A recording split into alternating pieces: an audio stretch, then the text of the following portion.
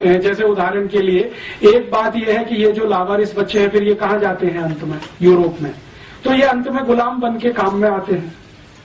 Convent से जो बच्चे निकलते हैं वो सब गुलाम बनते हैं। और आप जानते हैं कि गुलामी प्रथा, दास प्रथा यूरोप का लंबे समय तक चला हुआ बहुत बड़ा अभियान रहा है, जिसको यूरोप और अमेरिका की किसी भी समाज ने आज तक ये नहीं कहा कि ये पूरा खराब था। वो कहते हैं इसमें थोड़ा सुधार करके अच्छा था, इंक्लूडिंग जॉर्ज बुश। यहां तक आके जॉर्ज बुश प्लेटो की मान्यता को ही आगे बढ़ाता है जब वो एक वक्तव्य देता है कि न्यू ऑरलिन्स में आया भूकंप, अभी आया ना, पानी का जलजला समुद्री, तो न्यू ऑरलिन्स का एरिया उसने 6-7 दिन तक नेग्लेक्ट रखा। लोग मरते रहे, कटते रहे, पिटते रहे, आर्मी नहीं भेजी, सहायता नहीं भेजी, और अंत में कहा वो गुलाम थे, सब दास लोग थे, ब्लैक्स थे, क्या करना उनके लिए।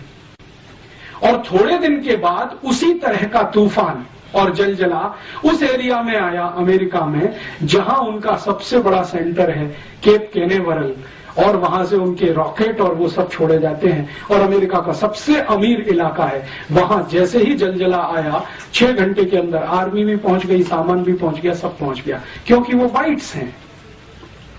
तो ये जो ब्लैक्स एंड व्हाइट्स का है ये तो अभी तक है, गया नहीं है। इतने सारे रिफॉर्म्स होने के बावजूद जॉर्ज बुश के दिमाग में वो कीड़ा बैठा हुआ है। अमेरिका में और यूरोप में ये लंबे समय से, हजारों साल से गुलामी की दास प्रथा, और इसी दास प्रथा में इन सब बच्चों का इस्तेमाल होता रहा है। और मजे की बात यह है कि इसको वो कभी भी खराब नहीं मानते रहे। तो वो दुनिया के जिस भी देश में गए वहां उन्होंने यही किया जो अपने यहां वो हजारों साल से कर रहे थे, दास बनाना, गुलाम बनाना और उनकी मदद से सब काम कराना। अब वहां क्या होता है कि जो भी पिता है या उनकी थोड़ी बहुत फैमिली है, उसमें बच्चा तो एक आधी है, बाकी तो ऑर्फेनेज में है। ऑर्फेनेज से लाए हुए जो बड़े गुलाम बच्चे हैं वो घर के काम में लगे हुए, तो छोटे से लेकर बड़ा काम सब गुलाम करेंगे। पिता को करने के लिए कुछ नहीं है।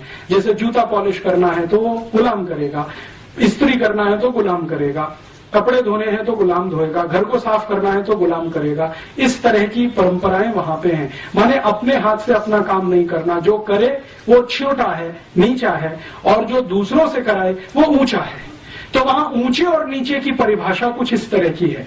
भारत में इसका बिल्कुल उल्टा है।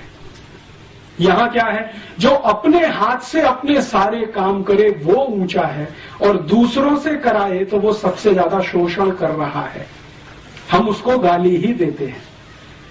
तो भारतीयता में क्या होता है, मैंने ऐसे इस देश के सैकड़ों करोड़पतियों को देखा है जो अपने घर में खुद झाड़ू लगा लेते हैं, अपने कपड़े खुद साफ कर लेते हैं, खुद नहा लेते हैं, खुद दांत साफ कर लेते हैं। आप कल्पना नहीं कर सकते, यूरोप में जो अमीर ज़ादे रहे हैं 1950 तक उनके दांतों पे ब्रश भी गुलाम ही चलाते रहे, दांतों पे ब्रश।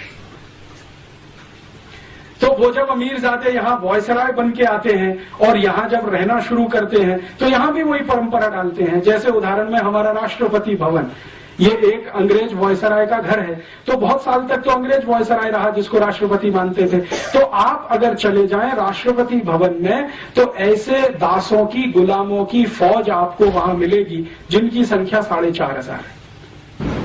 राष्ट्रपति भवन में ऐसे कई गुलाम नौकर हैं जो राष्ट्रपति की बूट पॉलिश के लिए हैं, राष्ट्रपति के कपड़े पे इस्त्री करने के लिए हैं, राष्ट्रपति के ब्रश पर पेस्ट निकाल कर देने के लिए हैं, राष्ट्रपति की मेज सजाने के लिए हैं। एक राष्ट्रपति हैं और व्यक्तिगत रूप से 835 कर्मचारी हैं। और दुर्भाग्य इस देश का या सौभाग्य कि इस समय जो राष्ट्रपति हैं वो भारतीयता वाले हैं। वो कहते हैं इनकी मुझे जरूरत नहीं, निकाल बाहर करो। तो सरकार कहती है जी ये प्रोटोकॉल है, हम नहीं निकाल सकते किसी को।